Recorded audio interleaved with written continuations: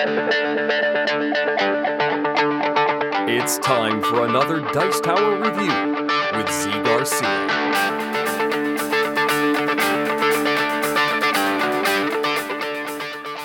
Hey everybody, today I'm going to be doing a review of the expansion to Zug Deutschland here called 1902. This is a small expansion. It's going to add some new tickets to the game, and it's going to add a passenger mechanism to the game. Now, Zug Deutschland here is based on Ticket to Ride Märklin, which had a passenger mechanism that this game removed, and now it's back, sort of, in this expansion here. If you want to see a review of the game itself, go check out a video I did for that. But if you already are familiar with the game and you want to see what this adds into it, I'm going to give you a quick look at these passengers. Then we'll come on back and I'll tell you if I think that this enhances the base game. Here we go.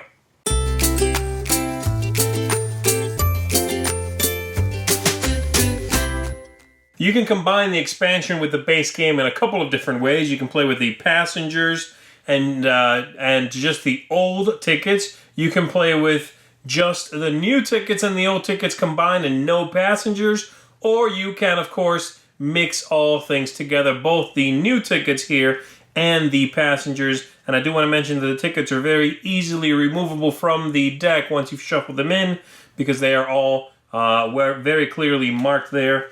So the more tickets is really very simple. You just have more connections, and so it's going to add a little more replayability, especially if you've become very familiar with the original tickets. But I'm going to focus just on showing you how the passenger mechanism here works, which is very straightforward. There are several different colors here, and so you are going to mix them up at the beginning of the game and deploy them to the different cities. According to what it says in the rulebook, most places have a single little character there, but some places do have multiples, the bigger cities. So for example, over here in Berlin, it does tell you to place 5 of them there randomly. And once everything is seated, you are ready to begin. The gameplay is going to flow in the usual fashion according to the regular rules, except for when you make a connection on the board. So let's say, for instance, that I'm going to play these 4 green cards here, 3 on a wild for green, and I'm going to make a connection, right here.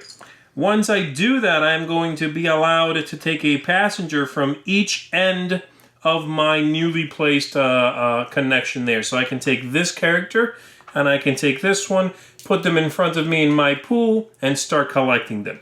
If there are multiple characters, so say, for example, I make this connection here, I can take this one and then any one of these over here if there are multiples. So I could take both greens, for example. The reason you want certain colors over others is, well, at the end of the game, whoever has the most in each color is going to get 20 victory points, and whoever has the second most in each color is going to get 10 victory points. If there's a tie for first, you each get 20 and there is no second place. If there's a tie for second, everybody there will get 10 points, so it's a friendly tie all the way around. And that's pretty much it. And so these are going to, throughout the game, start vanishing from play. And certain connections will become more important to you because you see a color out there that might be more necessary to you to lock down that majority, even though that connection as regarding your tickets might not be as important. That's basically it. Once the game is over, according to the regular rules, down to 2 trains or fewer, everyone gets 1 more play, and then you score up the tickets, of course, the ones you made, the ones you did not make, you're going to be penalized for, and then all of the colors, you go through them all, awarding 20 or 10 points to the winners. Most victory points is the winner of the game. I said in the review of the base game that I felt it was a very simple game. It's sort of an introductory Ticket to Ride experience. However, if you want more than that, this expansion is going to give that to you. The expansion adds in those passengers that really make timing much more important, add a set collection mechanism to the whole thing that you must not ignore if you want to win, and just gives you more things to think about, you know. And I like that it's not the Ticket to Ride Märklin expansion or mechanism of passengers added back into this. That's not really it. This is different. And so I don't have the issue I had with the Ticket to Ride Märklin passenger mechanism, which was, I felt it was very fiddly. You know, having the little stacks of discs, and you would take off the top one from a few different, stacks. You'd always be knocking things over if you weren't very careful. It was just too fiddly, This one is simple. You set it up once, you draw the little meeples from the back, set them up, and that's it. You clean up the board as you go, popping them off the board. There is nothing to mess up, They work well. Yeah, sometimes if you have to place 5 in the same city, it's a little crowded in there, but that goes away as you add trains into that city, and so it's it self-balances again. Really like it. Smart.